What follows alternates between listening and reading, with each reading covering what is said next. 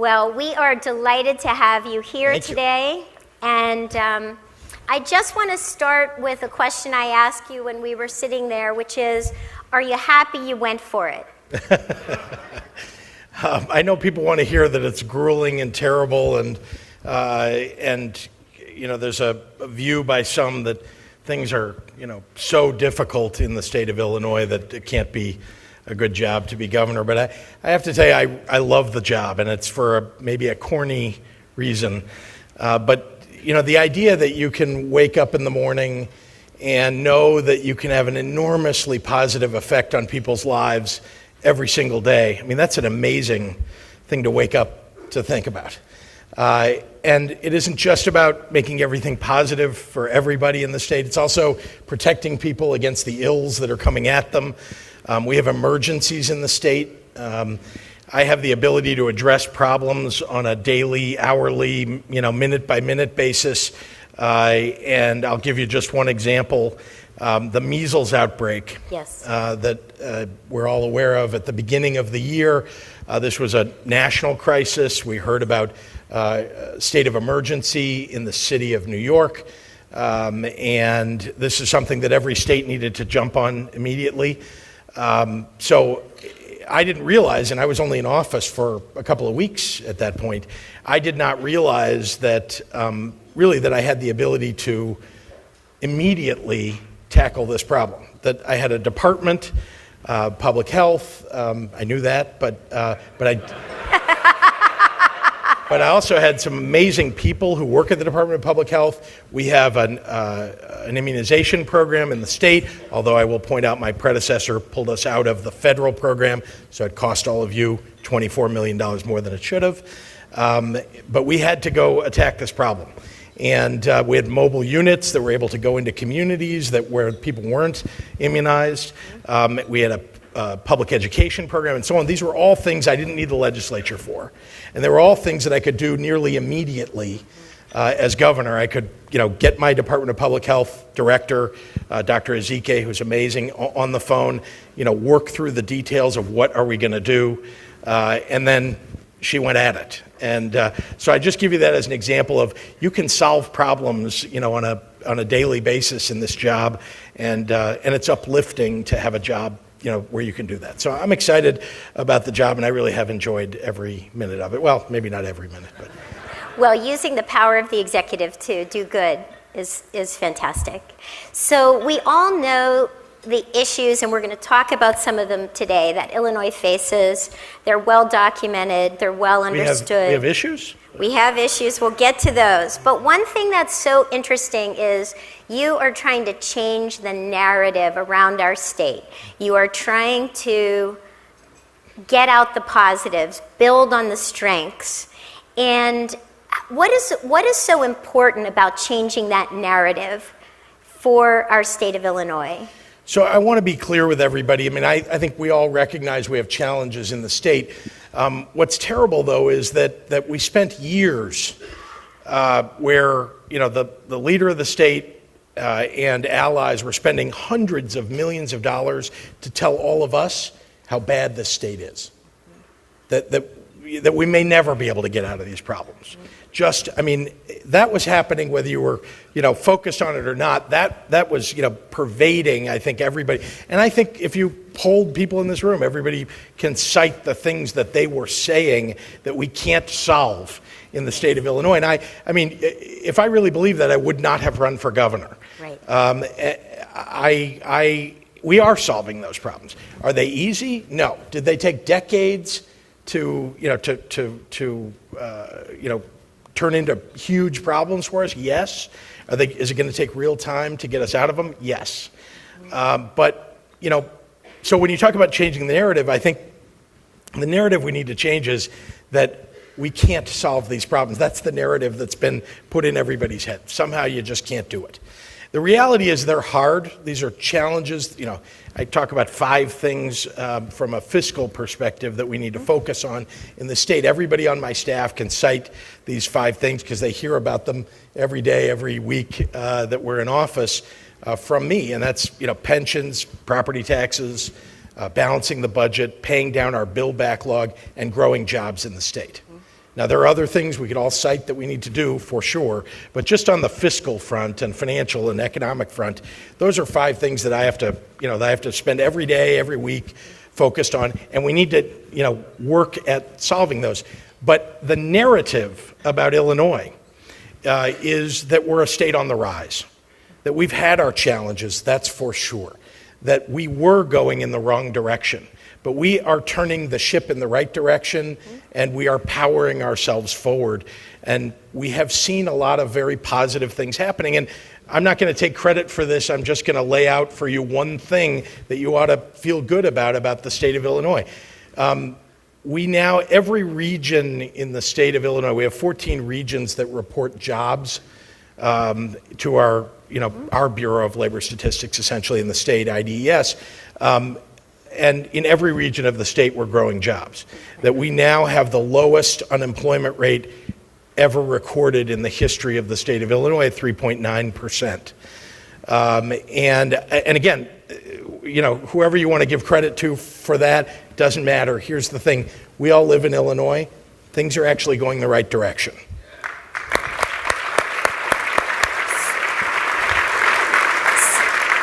So I do think that optimism and flipping the script is very powerful. But let's talk about policy. Congratulations, you've released your new economic development plan. You have 7 key priorities or areas that you want to focus on to deliver growth in the state, areas you want to invest in.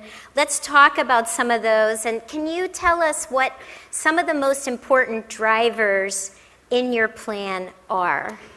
Well, underlying the plan, I think, is what we really ought to be focusing on, not specifics of which industries and so on, which are just areas where I think we have the greatest opportunity for acceleration, let's say. Building on strengths. 100%. And by the way, we have some strengths that are in industries that are not likely to grow an enormous amount, but they're still enormously important industries to our state. They don't get highlighted in a report like that because you're talking about how do we grow jobs in the state, and so we focus on other industries as a result. We produce the 2nd largest number of computer science degrees in the nation in Illinois.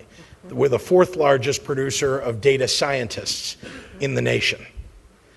Those are a couple of pretty great statistics. I want to correct something you said at the podium. We have the number 1 in the world incubator in Illinois. So, just confirmed last week, by the way, winning the award New again. News. Again, yeah. But we have a lot of things going for us, and underlying that economic plan are those things that we have going for us. The thing is, we've got to play on our strengths, as you say. The quality of the skilled talent that we produce. We have to make sure that we're tying the businesses that are in Illinois to the talent production that we're doing. And as you know, as many of you know, we have something like 100,000 open jobs and 60,000 people looking for jobs, and they don't connect with one another because of the skill level or what we're offering for skills. So our community colleges ought to be connected to businesses, and our community colleges ought to be producing the skill level that's necessary for people to get the jobs at the businesses. Obvious thing to say, but it's also true in high school. Listen, I'm a big believer, and I have done a lot to make college more affordable in the state. We have to do more. We're losing so much of our talent. High school students being recruited to other states. We should talk about that. But high school students also sometimes choose not to go to college, and we have jobs here for them. If we give them the right skills, even in high school or in a 1-year program after high school, we can prepare them for the jobs that are available. So again, the talent, the quality of the talent, the retention, those are all very, very positive things. And those are what businesses are mostly looking for when they're looking to move to a state. They want to know that you've got the talent that can provide them what they need, not for the next year or 2 years, but for the next 20 and 30 and 40 years. Yes. And so just looking at some of the areas that you focused on, maybe life science, for example, what kind of policy decisions need to be made? How can the business community really get behind, and the civic community get behind this growth plan that you've had? Well, so we can talk about life sciences and I think all the, various, areas of technology and science that we need to focus on. But I think, it starts with education. Don't lose track of that. When you say, what can you do? Yes. So education is partly about supporting public education. It's also partly about supporting apprenticeships in your businesses. A lot of the training and talent development that can occur in our state does not have to occur in an educational institution. Your businesses are educational institutions. So we created, by the way, to go along with that, an apprenticeship tax credit. That was a push of mine when I came into office, and I worked with the Illinois Manufacturers Association to get that passed. You should all take advantage of that. Thousands of dollars of tax credit that you can take advantage of and get talent in your business right away. And so life sciences is a good example. We have some of the great life science companies, pharmaceutical companies, hospitals, research institutions all across the state. One of the jobs of the governor is convening those and making sure that we're bringing together all of the elements that will help us accelerate those industries. Truthfully, I'm not an expert in life sciences. What I'm an expert, I hope in, or to some degree an expert in, is attracting the talent that allows us to take advantage of the situation that we're in with life sciences. And is that what you see as one of the biggest contributions really that you're making to the state, is bringing your business talents to the office of governor? But that doesn't always work, so can you comment on that? We have a recent example of such. Let me just say, something I really believe, which is, you can't run government like a business, period. I know that's something that somebody said some years ago, but it's just not true. They're different. They are very different. Yes. But you can learn things in business that are applicable to government, and I think all of you have those, those learnings that you could cite. An example is hiring well. I mean, the way you hire, what you're hiring for. I like to say that you want to hire people with a high level of talent, but you also want them to share a set of values about the organization. In government, that's a certain set of values. In private business, not too much different, but obviously a different focus. But I always say honesty, integrity, loyalty, and I can't say the last part of it because it has a bad word in it, but let's just say you're among friends. They should treat people with respect. Right. And it's important to me to have people working together in government. Everybody that works for me knows that those are the four things that that we as an organization, as state government, believe in. So where did I learn that? I learned it in business as a leader in business, that the level of talent, the quality of talent, the integrity, the honesty, the focus of the people that you hire, those are hugely important for success. I said to you when we were sitting together at the table that, that I'm not, whatever success I have is really going to be because of the people that I hired. Because I have really some of the most talented people you could have in state government. Jesse Ruiz, who comes to us from, amazing. Deputy Governor of Education, ran CPS for a while, state schools as well, and somebody that I've known for 25 years, trust implicitly. He's terrific at what he's doing, and he's really lifting up education across the state. Same Dan Hines, our Deputy Governor for Economy and Budget, was the comptroller of the state. Both of these guys earning a heck of a lot more money doing what they were doing before they came to join me in government. But they were willing to make the sacrifice to do it. My chief of staff, Ann Caprera, who is there's no way we could do any of this without her. So the quality of talent really matters. So it sounds like hiring and strategy are two things, in short, that you really believe you can transfer from business successfully into government service. 100%, and what you can't do is think that every department of government is like a business, or that the entire government is like a business and treat it like a business. That I don't think works. Different stakeholders, different responsibilities. So let's shift gears a little bit, because it was great that you got this bipartisan budget passed. That was a great accomplishment. But everybody wants to know how we're going to pay for things. These are big investments that you're making, whether it's Rebuild Illinois, focusing on education. I do want to come back to the investments you want to make in education. So let's talk a little bit about the graduated income tax, the fair tax. Let's talk a little bit about this elephant in the room of pension reform. So why don't you start with the fair tax, and then we'll engage a little bit on pension reform. We should start with the construct of the budget, because all the rest of this is about the construct of the budget.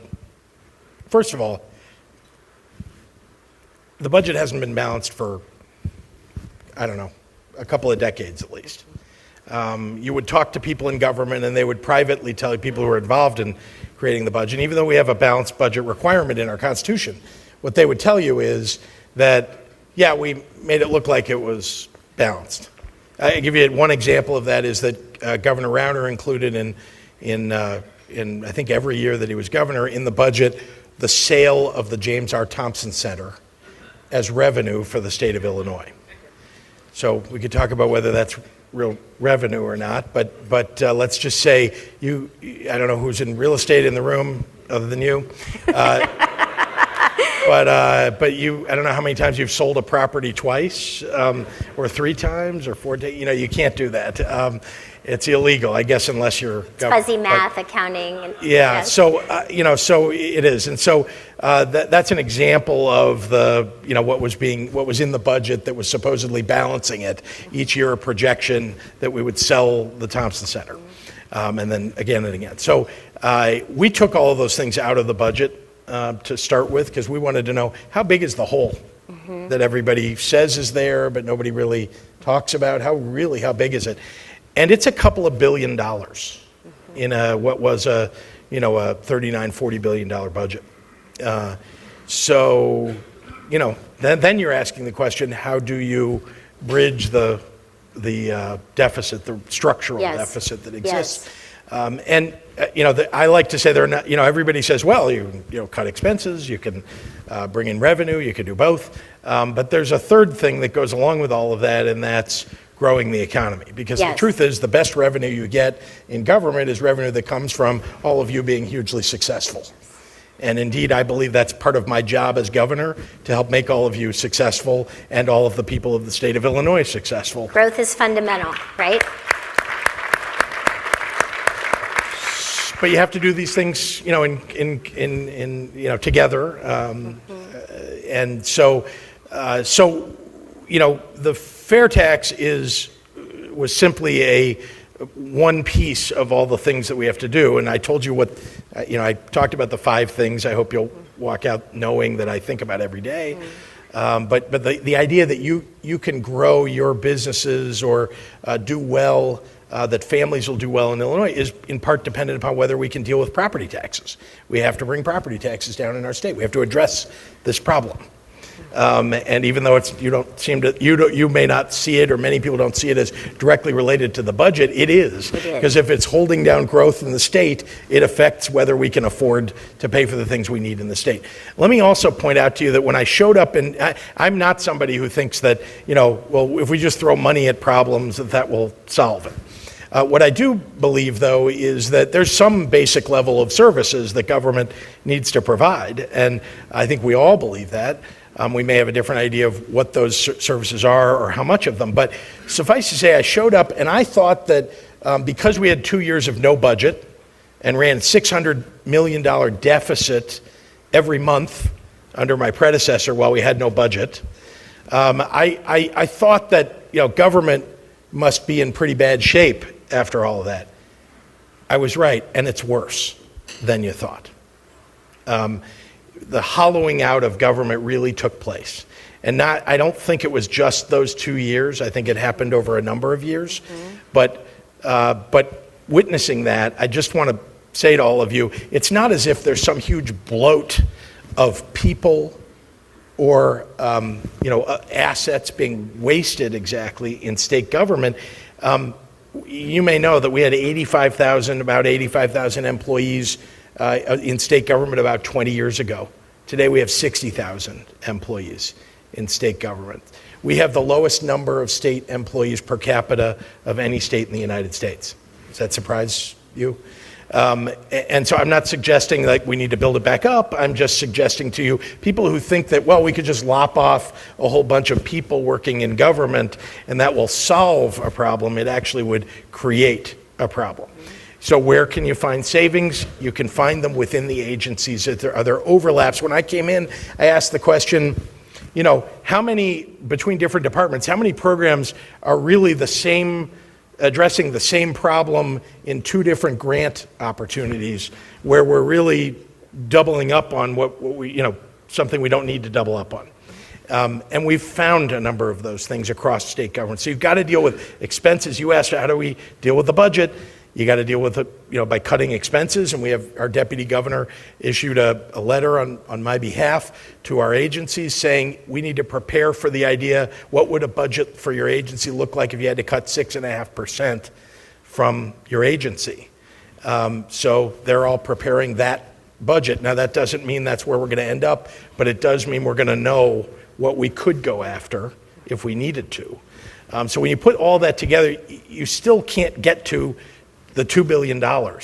Okay, so you have to have the fair tax, or you have to have something to fill the gap. Okay. And the question is, what's the fairest way to find revenue for the state? Is it raising the flat tax on everybody, on people who make $50,000 and people who make $500,000? Is that the fairest thing to do? It raises dollars for the state, but is it fair? I would just tell you that we are one of the very few states in the United States that has a constitutionally mandated flat tax. It's antiquated what we do. It's not attractive. For those of you who think, well, gosh, if you get rid of that, things will get so much worse. Folks, we've had a flat tax system for a lot of years now. It hasn't worked. It has not worked. And most other states, in fact, if you look at the average state that has a graduated income tax system, they're doing better than we are. In terms of economic growth and jobs and so on, and balancing their budget. But let's assume that everyone in this room and others in the state are willing to have shared sacrifice in order to close this budget hole. And let's say the citizens support a constitutional amendment to impose a graduated income tax. So first of all, is that a pro-growth policy? Is one question. And second, why wouldn't we ask for shared sacrifice across the board by also asking for a constitutional amendment to at least limit growth in the structural elephant in the room we have with respect to public employee pension plans, so that it's some of all of the above, so that we can close the gap. To even working class me, that seems like a fair way to address the shared sacrifice that we all have to make to get Illinois back on the right track. So I want to challenge one notion that you put forward. Please. Maybe another, maybe all of them. I hope you have all afternoon, guys. Yeah, Go ahead. One notion that challenges is that the idea that a singular thing, that you'd look at the singular thing and say, is it pro-growth or anti-growth? That actually you have to look at the totality of what Yes. we're doing. Just to remind you, what didn't get covered in the newspaper much was the fact that to balance the budget this year, we did not raise any broad taxes. We, in fact, balanced the budget this year without doing any of that. And I would add to that we cut taxes by almost $300 million on businesses across the state of Illinois. We extended the R&D tax credit. We initiated an apprenticeship tax credit. We put in a tax credit to attract data centers to our state, a very important business for us going forward in the state. We got rid of, this is the largest thing that we did, we are phasing out the corporate franchise tax, which any of you who own businesses are paying and have been paying as just a right of doing business in the state of Illinois. That doesn't seem right to me. The idea that you're just paying this tax that nobody even knows where it came from or why you're doing it. It's not based on your income of that year or anything else. Corporate franchise tax is a hugely important thing that we got rid of in our budget. Yeah. So we did a lot, and we continue to do more. We're making investments that help us grow in the future. Example, in our capital bill, all of our capital bill is about us growing for the future, but let's give one example of the investment in broadband internet to raise up the speed everywhere and to cover the entire state, because we need jobs to grow everywhere in this state, and you can't do it where you don't have broadband internet. It's like rural electrification was many years ago. It has to be. So we invested in that, $100 million into quantum, into the Chicago Quantum Exchange. Quantum computing, if we do not win that war internationally, the United States, our nation is not going to be a leading nation in the world in the next 50 years or in the next 40, 30 years.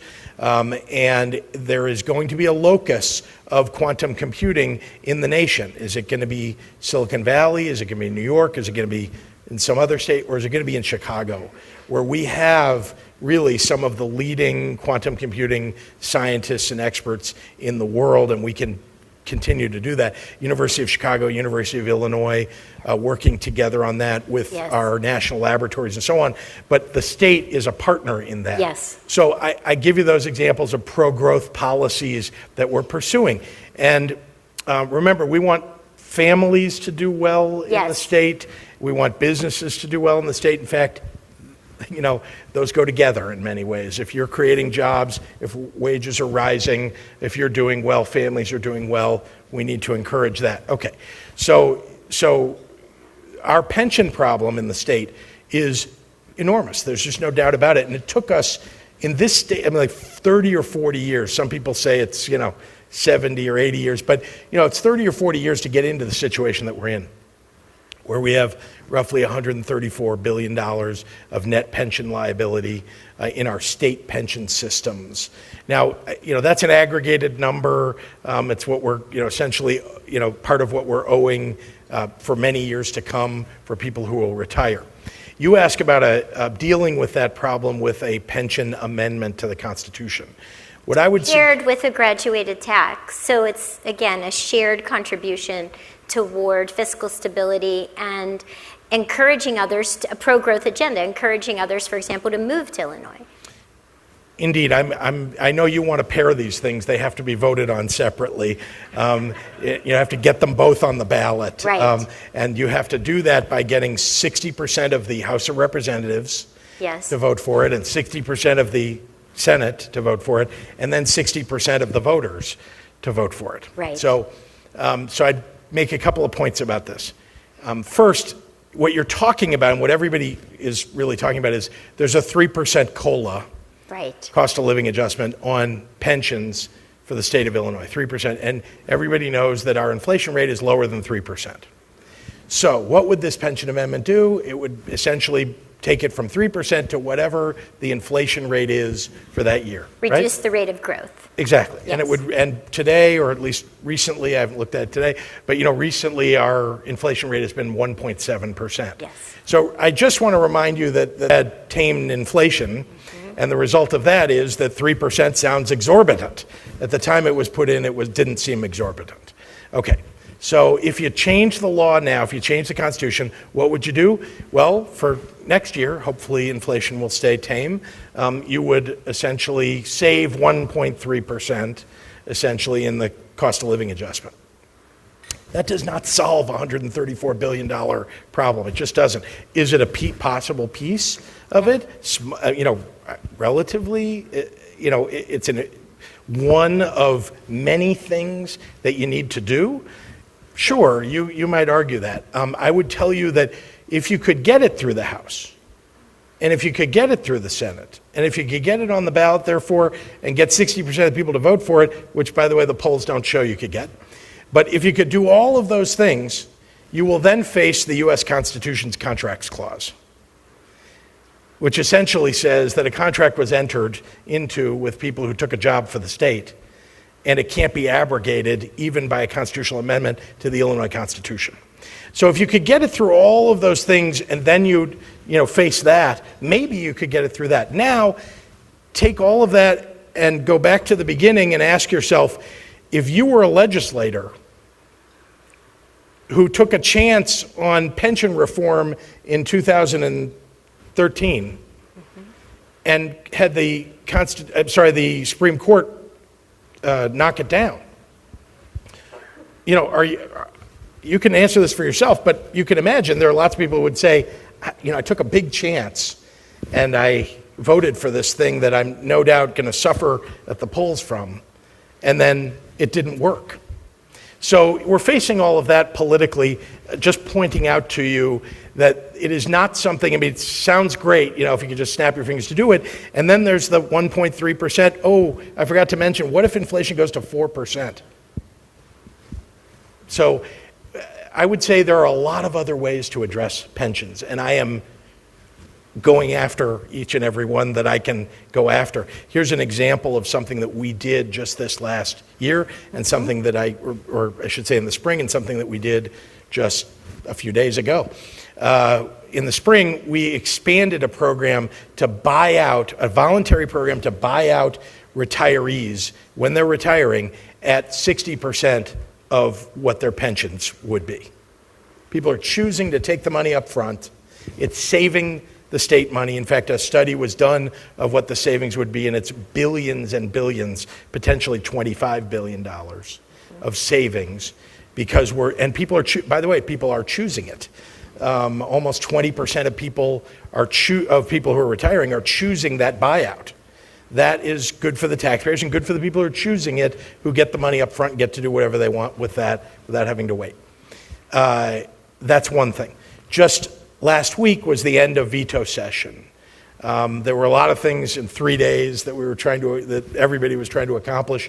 But one thing that I had my focus on, and that I worked, my Deputy Governor Dan Hines and his team, we all worked on pension consolidation among the police and fire pensions in suburban and downstate communities. This is a problem that so you've got 650 pension systems. They all have $2 to $10 or $15 million in them, many of them. They're getting very low returns as relative to all the other pension systems, larger ones in the state and nationally. And if you aggregated them, they could earn potentially 2 or more % more per year, which is huge over time span. It compounds. Yes. That's something that's been worked on for 72 years in the state. No kidding. It's been worked on for 13 governors and 35 general assemblies. And we got that passed. So that helps with property taxes. That is what causes many of the property taxes across the state to go up, is the pensions are a challenge, and if we can address those, that pension consolidation adds a lot of money to the pension system to alleviate property taxes. So look, I'm the first one I mentioned. I think it was the first thing I said in my list, pensions. I'm focused on it. We're doing a lot. There are a lot of things that we can do, but anybody that thinks there's a silver bullet in one constitutional amendment, that is not something that you should focus on. You should focus on the entire group of things that we need to do to reduce our pension liability, which I'm doing. Okay, let's shift now to somewhere closer to home, which is the relationship of the state and Chicago. Mm-hmm. So how do you view, as a governor and a resident of Chicago originally, how do you view Chicago as the engine of economic growth of the state, as a albatross, how do you think about what that relationship should be? Well, let me start with there was, again, lots and lots of money spent in a political campaign, 2 political campaigns, trying to convince people that one part of the state is against another part of the state, and particularly to remind downstate that they're that their communities are smaller, that they have different problems, and so on. And so it's ingrained in a lot of people's heads that there is this enormous, battle royale that's going on, and it carries forward today in a lot of people's heads. We're one Illinois, folks. This is one state. We have as much in common in Carbondale and in Quincy and in Cairo as we do in Chicago, between middle-class families, working-class families. Their challenges are the same. The challenges are, you can give them in any order you want. They're maybe different in different families. But wages have been stagnant for a lot of years for most families in all of these places. Wages have been stagnant for most families. The cost of healthcare has gone up, and the cost of educating your children has gone up. So your standard of living has gone down. So, I don't wonder why people chose, by voting for our current president, to blow it up. Right. Because nothing was working for them. Things are getting worse in general. So the reality is we have to go after lifting up people's standards of living across the state. We have a lot of other challenges. I'm just picking one here because we have a challenge with violence, and it's not just in the city of Chicago, right, but it is prominently in the city of Chicago. But Rockford has a bigger per capita violence problem than the city of Chicago has. Go across the state and you will see similar issues. But we're one state, and as governor, my job is to address those issues that we have in common and also the ones that we don't have so much in common. You don't talk much about agriculture, here, and yet it's 75% of the land mass of the state of Illinois is agriculture. Yes. And there are a lot of people, 1 million people whose jobs are dependent on our agriculture economy here in the state. It's our largest trade that we do in the state of Illinois. My job is to work on all of those problems at the same time. The city of Chicago has some unique challenges, and it's my job to try to identify the unique challenges in different regions and help solve those problems that come from the local level. That when the mayor of the city of Chicago comes to Springfield and says, I need help doing this and this, I believe that it's my job to work with her to help make those things happen and to help work with the people in the legislature who may start out thinking, why do I care? I live in some other area of the state. Right. Well, you're clearly trying to bridge that divide, which is a really very positive development, I would say. Working on broadband, for example, throughout downstate. Why is that so important to you? And remind you that the west side and the south side of Chicago have huge swaths of area that have no broadband internet. Many people don't know that. So it's not just downstate, but it's true that if you look at a map, you'll see the huge swaths of land that have no coverage. It's important because, you can't grow jobs anywhere where there isn't broadband internet. Right. And we need to grow jobs in Peoria, Champaign, in East Peoria, in Anna, Illinois. We need to grow jobs all across the state, and we have the opportunity to do that. And broadband internet should just be something that is a given. Put aside jobs. Our schools, believe it or not, we have lots of schools in the state that do not have broadband internet. I don't know about you, but the only way I can really track everything that's going on with my kids is online. Just connecting to the school myself. Not to mention, they get their assignments, they get some of their reading materials, all of it online. And so we've got to let every kid in the state of Illinois have that opportunity, every family. So that's one of the reasons that I wanted to focus on broadband everywhere. And we've hired somebody who did this for the state of Minnesota, who's now leading our effort here in the state of Illinois, who's doing a terrific job. We've got a long way to go, but we're making progress. And how do you think the state should assist Mayor Lightfoot, for example, in dealing with the budget issues that she as a new mayor has to face? Two things come to mind in terms of the casinos and then the real estate transfer tax issues. Where do you think those issues, how do you think they should be handled? Are there other more creative ways perhaps that those can be addressed? Well, I've got my own budget that I have to put together, but and I'm not going to tell the city of Chicago how to solve the budget challenges, but I am responsive to the mayor and the city council here, as I am, again, in other cities in the state. So here's what I'll tell you. The Chicago, I can talk about specifically the Chicago casino, if you like. I will remind you that in my first 5 months in office, that we sent a significant amount of money to the schools in the city of Chicago as a result of the budget that we put together, as a result of the infrastructure bill that we passed. There's billions of dollars. I think I saw Kirk Dillard here. Is that right? Are you here somewhere? Yeah. So we sent billions of dollars to Chicago and to the Chicago area to solve mass transit issues.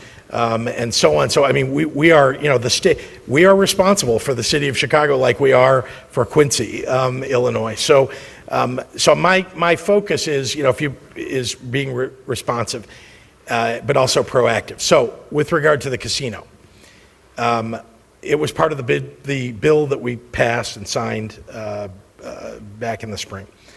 A change, a desired change was suggested. And we worked very closely with the mayor to try to put the right kind of package together. And the problem that we had was there are only 6 days total of veto session. And to get something, fairly big done in a short period of time, very hard. The mayor is still developing relationships with many people around the state.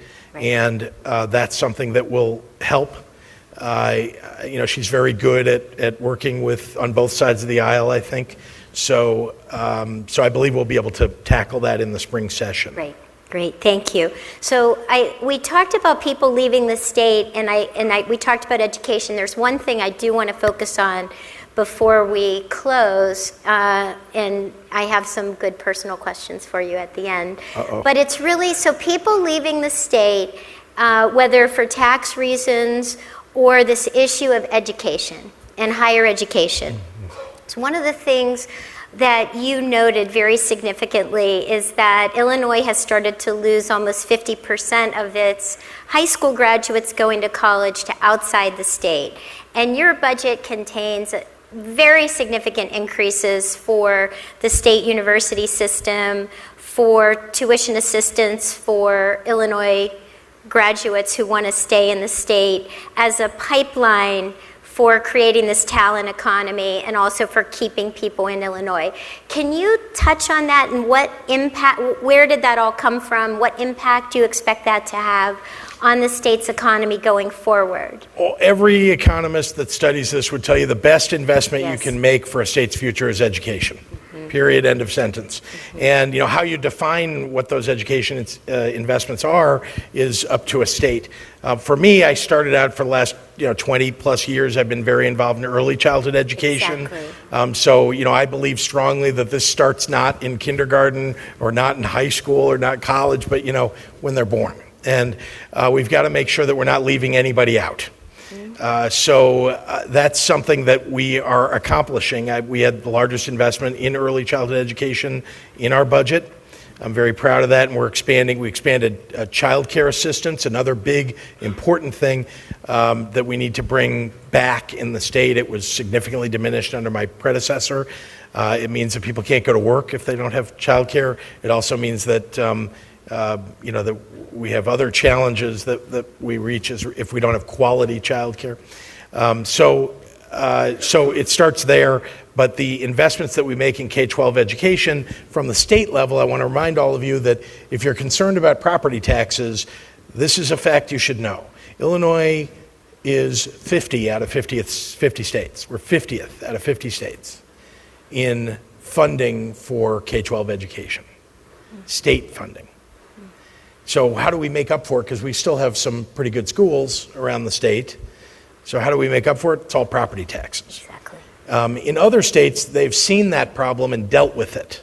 And so in the average state in the United States, about 50% of the money for schools comes from property taxes and 50% comes from the state, more like income taxes in the state, but the state, 50-50 in the average state in the United States.